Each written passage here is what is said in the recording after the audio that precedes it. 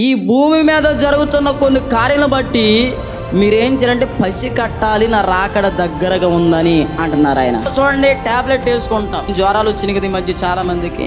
Tablet వేసుకున్న తర్వాత tablet వేసుకున్న ఒక అరగంటకి ఒళ్ళంతా చెమటలు పట్టేసింది అనుకోండి, జ్వరం తగ్గిపోతున్నట్ట, ఇంక ఎక్కడికి వెళ్ళిపోతున్నట్ట, తగ్గిపోతున్నారు గుర్తుగా. అంటే ఈ చెమట పట్టడానికి మన జ్వరం, మన బలహీనత మన దూరం చేసేస్తుంది. మనం ఎలాగ గ్రహించగలుగుతామో భూమి మీద జరుగుతున్న కొన్ని సంభవాలను బట్టి మీరు గుర్తెరగాల్సిందేనంటే యేసు ప్రభు త్వరగా రాబోతున్నారు. భూలోకములో వెళ్ళిన నేను మరలా వస్తాను అని చెప్పిన ఏకైక దేవుడు యేసుక్రీస్తు.